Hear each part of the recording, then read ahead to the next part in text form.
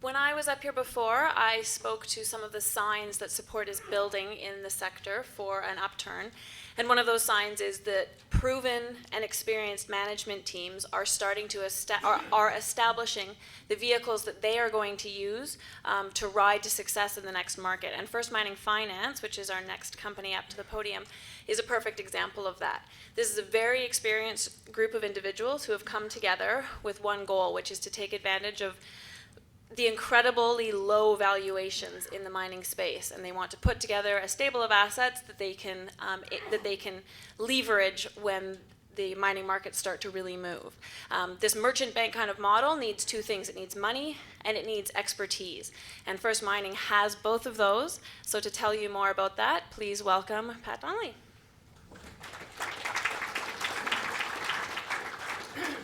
Thanks, Gwen, and it's very encouraging to see a really good turnout today, and maybe that's another sign that things are turning around. But hopefully that not quite yet, so we have an opportunity to go out and acquire some assets.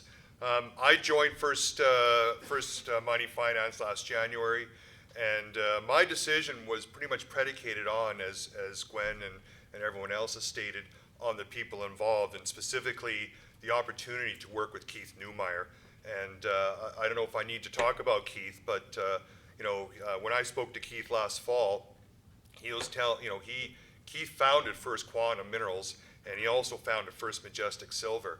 And the commonality of those two companies and this new vehicle we're working on now is that both those companies were started in very severe bear markets for mining. And Keith has seen incredible valuations, and that's why we've come together to go out and take advantage of the current bear market and acquire some really quality assets. Typical legal notice, please take a look at that. And I will be making forward-looking statements. The next slide here. So what are we doing? It's a bit of a different model. We're not an explorer, we're not a developer, we're a mineral bank. And we're going to go out and take advantage of probably some of the lowest valuations in over 20 years. I've been doing this for over 20 years. I'm a geologist.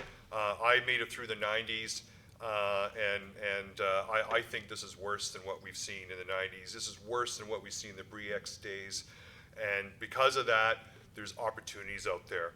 There are projects out there. You can get 1 million ounces of quality gold in the ground for but are owned by companies with market caps of less than $10 million who are in severe distress.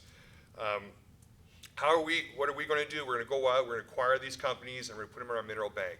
The exit strategy is we're going to hold these assets, and eventually these markets will turn around. They always do, and when they turn around very quickly, and they turn around very strong. And we will hold on to these assets, and the exit strategy is simply to enter into agreements with third parties, where the third party would move the asset forward, and we would hold on to some sort of residual interest, either a royalty, a stream, minority interest, equity, or some combination of the above. Incredible experience in this company. Keith is the chairman and founder. He's leading the story. I'm a geologist. I'm an ex-sell-side analyst in Toronto. Our CEO is very strong, Dr. Chris Osterman.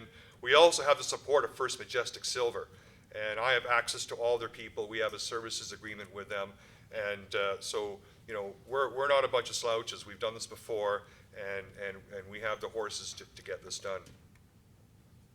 So our strategy is to go out and build one of the largest portfolios of mineral assets in the world. We're focusing on North and South America. We like most of Canada.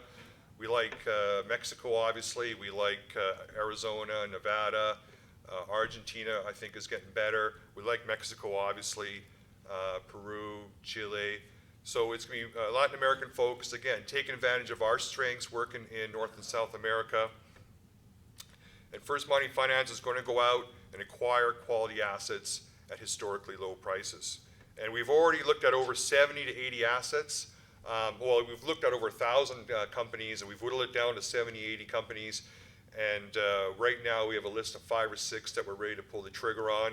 We've already pulled the trigger on one asset, one company, and I'll talk a bit about that. And we'll be using our script, our shares, to acquire assets as opposed to paying cash. Cash will be used just for running the company. We only have 3 employees. It's myself, our CEO, and a VP of exploration. We're not going to drill. We're not going to explore. All the cash is just going to be simply, holding costs, salaries, making acquisitions, that sort of thing. So I think this chart here, really tells it all, where we are and why there's incredible opportunities out there. Right now, like I said, we are in one of the worst bear markets ever in the mining space. And again, that's creating just unprecedented opportunities. I think what's different now than in the 90s, you're seeing a lot of majors out there who have really stressed balance sheets, and they're barely keeping their heads above water. And majors right now are shedding assets, they're not acquiring assets. And in the junior sector is just absolutely dismal. The market right now is very, very, they're very acutely aware of risk and worried about risk, and just don't have the appetite to acquire juniors. And even juniors with quality assets and quality people are having a hard time getting traction in the markets out there. And that's exactly what we're going to take advantage of. So what are our criteria for acquisitions? Obviously, the quality of the asset, grade, metallurgy, exploration upside, mineability. We also look at political jurisdictions. There's certain areas we will not go into, even if it's got incredible assets. Infrastructure is obviously a big issue. Roads, power, water. We do look at all those things. Land tenure, troublesome governments, First Nations, ejidos. Those sorts of things we take a really hard look at. Holding costs obviously are a major criteria. Taxes, assessment work, all those other things. And then valuations. We're looking for really cheap assets. There's some really quality assets out there for, under $10 an ounce, and we're looking for a minimum of 1 million ounces. In terms of commodities, we like gold, copper, lead, zinc, silver, and nickel. Keith loves gold. I'm a copper bug. I can talk for hours about coppers. If you want to talk copper, grab me.